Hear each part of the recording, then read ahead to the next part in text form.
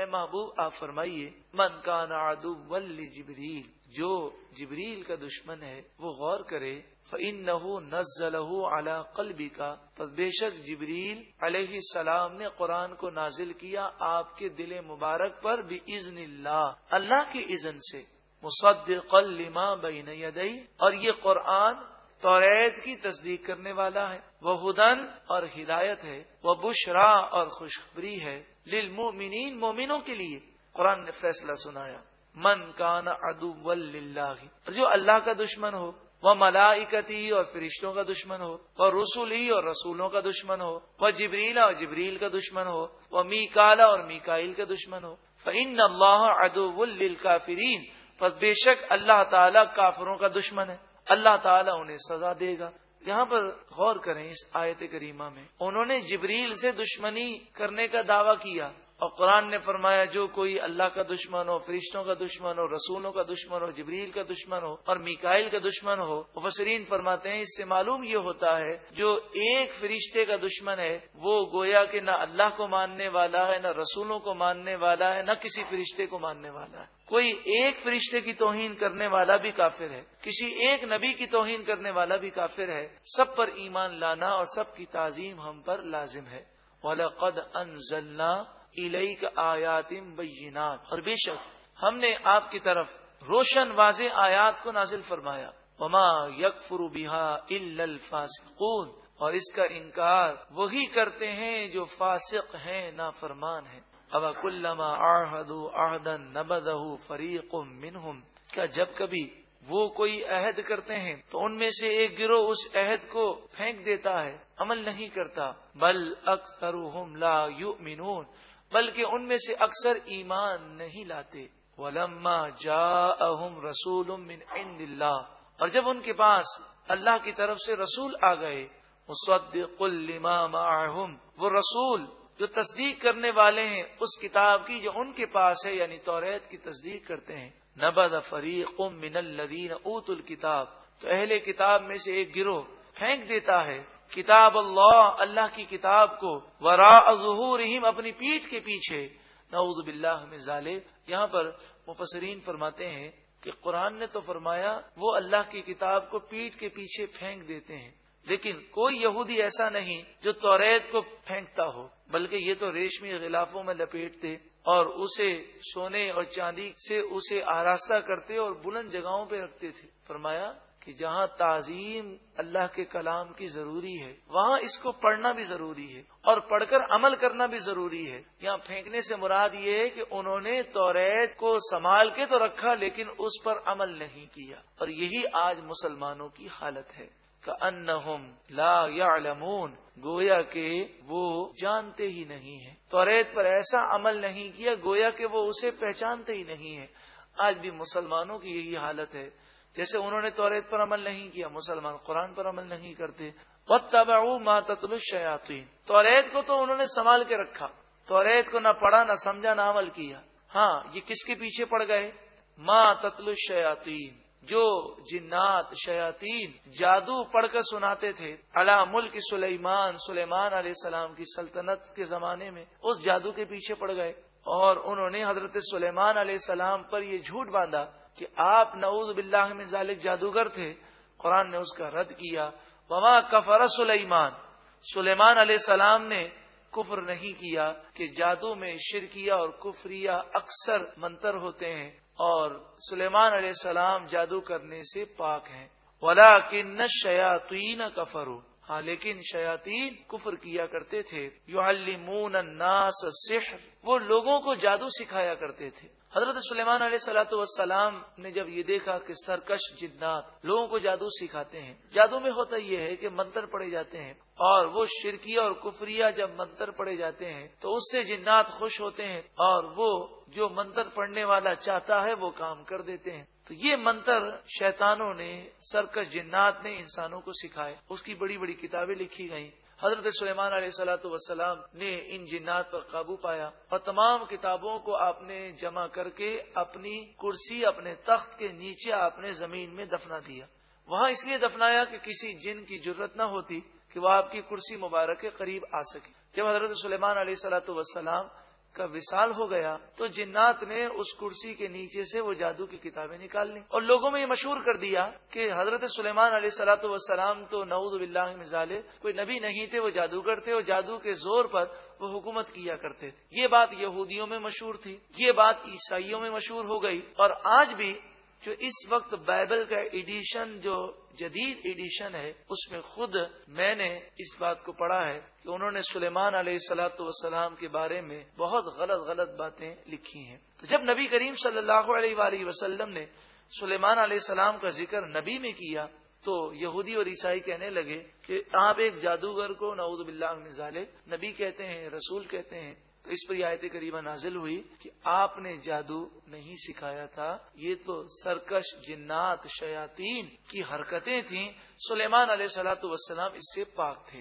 وما انزل علی الملکین ببابل ہاروت و ماروت، ہاروت و ماروت دو فرشتے ہیں، وہ بابل شہر میں نازل ہوئے، ان پر جو جادو اترا اس جادو کے پیچھے یہودی لگ گئے۔ اب سوال یہ کہ فرشتے ہیں، انہوں نے جادو کیوں سکھایا؟ قرآن نے اس کی وضاحت فرمائی، وما يعلمان من احد حتى يقولا انما نحن فتنہ، وہ کسی کو بھی اگر جادو سکھاتے تو پہلے یہ کہتے کہ ہم آزمائش ہیں، تم جادو نہ سیکھو، اللہ تعالیٰ نے ہمیں امتحان کے لیے اتارا ہے، فلا تکفر، تو تم جادو کو جائز مان کر کافر نہ بنو، فیتعلمون منہما، پس وہ لوگ ان دونوں فرشتوں سے سیکھتے وہ جادو ما یفرقون به بین المرء وزوجہ، جس جادو کی وجہ سے وہ مرد اور اس کی بیوی کے درمیان جدائی ڈال دیتے، نفرت ڈال دے۔ ایسے جادو ہوتے ہیں کہ گھر میں لڑائی جھگڑا ہونا، یہ جادو کے ایسے ذرائع ہیں۔ لیکن بات یہ ہے کہ انسان جب شریعت کے دامن کو تھام لیتا ہے اور احادیث طیبہ میں جادو سے بچنے کے وظائف موجود ہیں،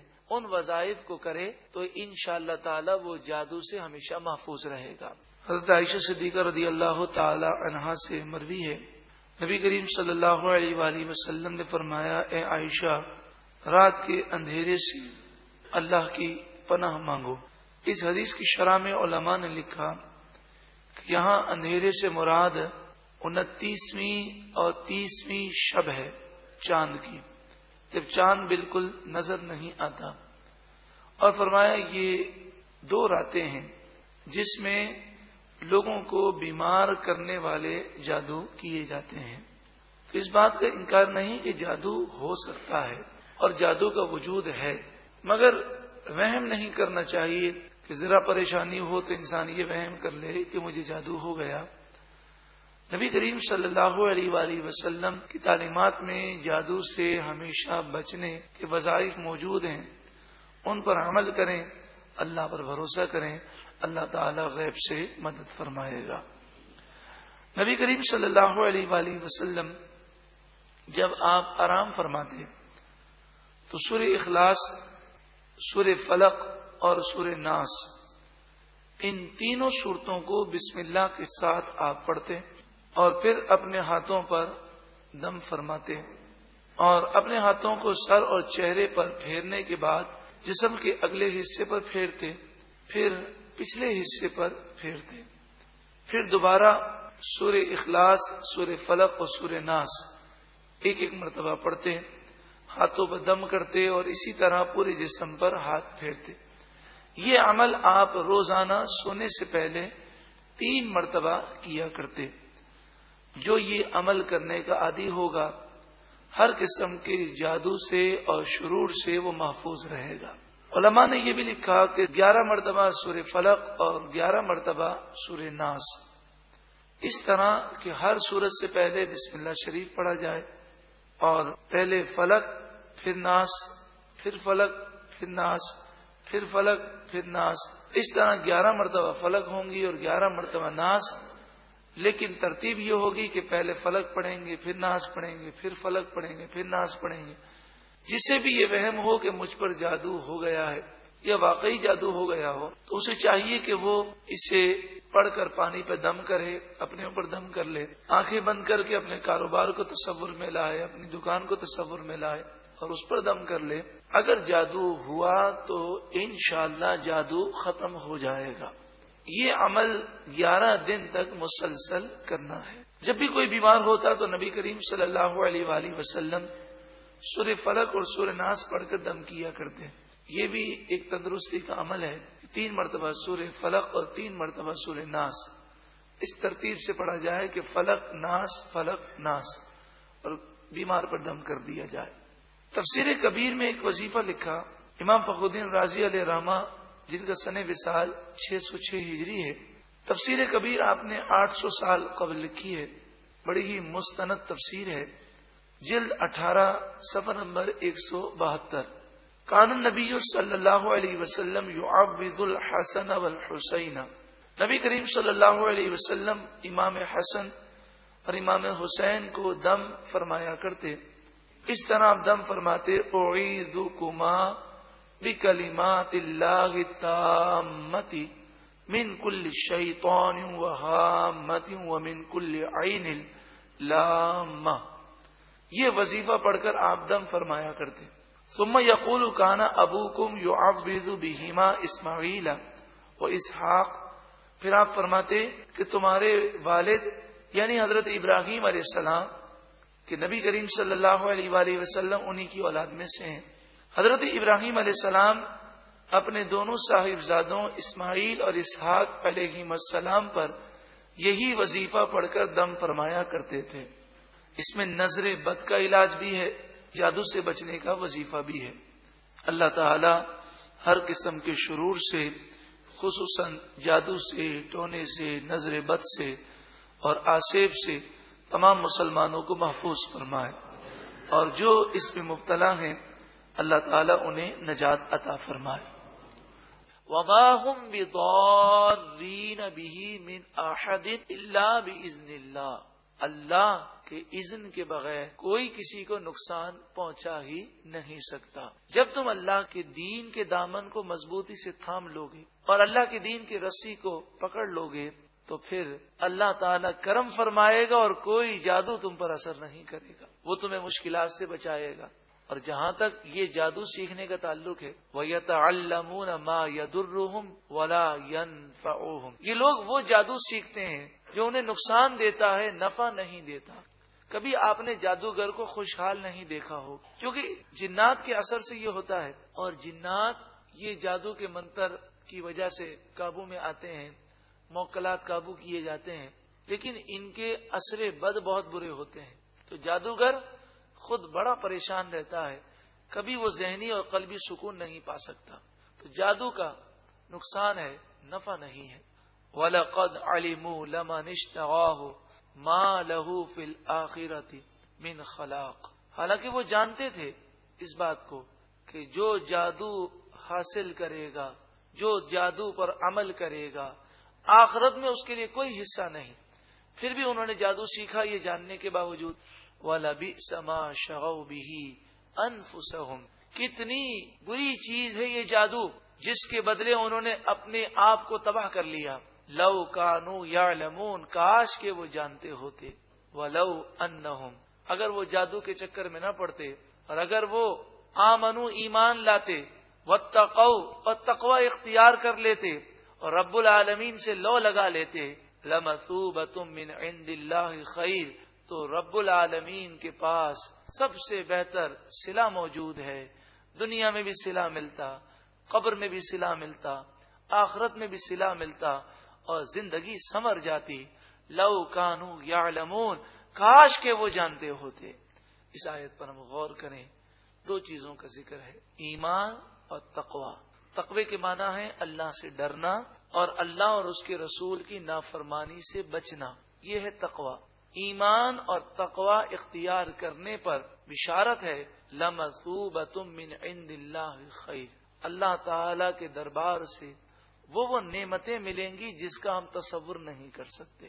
تو آئیے سب یہ نیت کر لیں کہ انشاءاللہ تعالی ہم اپنے ایمان کی حفاظت بھی کرنے کی کوشش کریں گے اور انشاءاللہ اپنے آپ کو تقوی سے مزین کرنے کی کوشش کریں گے.